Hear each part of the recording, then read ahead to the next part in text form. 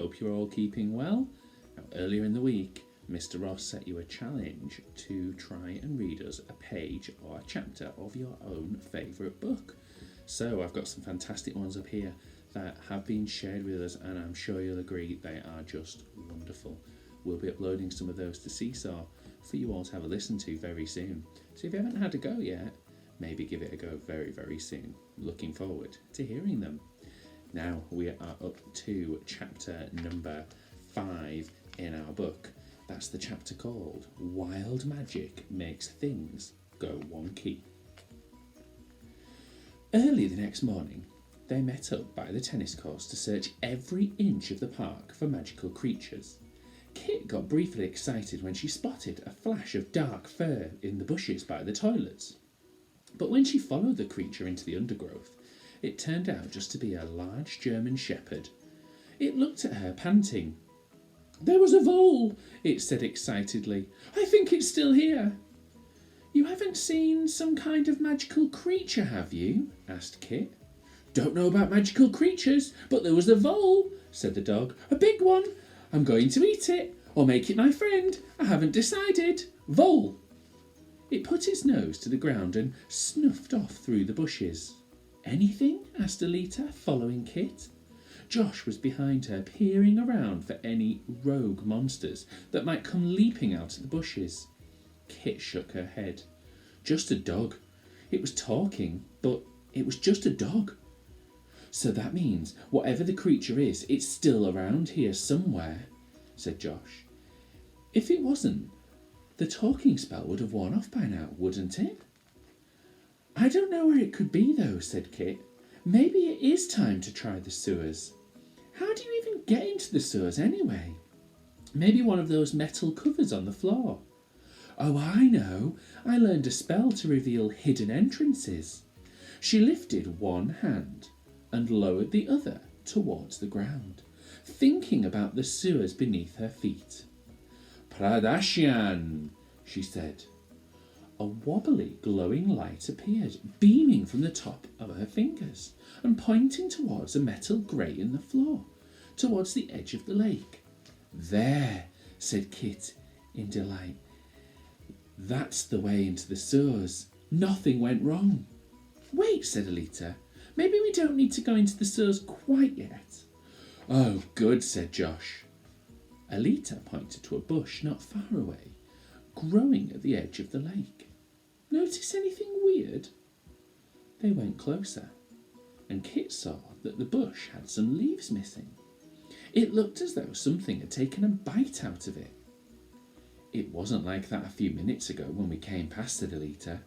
I think whatever it is near." The children instinctively huddled closer together, glancing around. "I wish Faith was here," said Josh. "She'd know what to do." "Wish granted," said a voice. They turned, and there was Faith, standing right behind them. She was holding her arms aloft, and her dark eyes sparkled like gems. "Wait," said Josh. Do you wizards grant wishes?" Faith laughed loudly. "No, they just know how to make an entrance." She lowered her arms, and her eyes stopped sparkling. "I spotted you three across the park coming out of those bushes. I've been here a couple of minutes. I thought I'd just wait until you noticed me. You really need to work on your observational skills." Kit went red. "I was distracted. We were looking for a monster. And Dogon's sick," added Alita. "He's gone all flaky and floppy. Draka said he's getting worse too." "A monster?" "Dogon's ill," said Faith. She looked serious. "Catch me up." They filled her in on their hunt for a wild, magic-creating monster in the park, the talking animals, and Dogon's flaky skin and worrying sleep patterns, plus the fact that they just found a bush with a missing bite. "So with all this wild magic about, my spell going wrong this morning wasn't actually my fault." Kit thought it was important to point that out. "I see," nodded Faith. Odd though, a visiting magical creature could definitely cause animals to talk and disrupt your spells, but it should settle down in a matter of hours, not last for days. She looked thoughtful. I'll worry about that in a moment. Go on, what else do you know?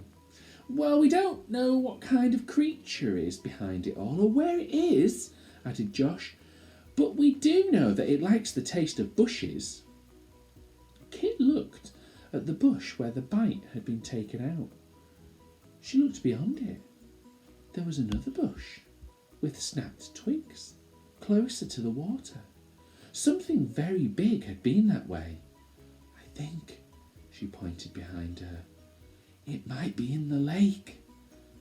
Faith pulled out her thermometer and held the object out. Its gems began to glow brighter and brighter. To Kit's surprise, Faith stepped right into the lake. The thermometer glowed bright red and started to emit a squealing noise like a frightened pig. Well, that answers it, she said. You'll have to come back next time to find out what happens next. Our next chapter is chapter number 6, and that's going to be called The Monster in the Lake. I can't wait to read that next time. See you all then.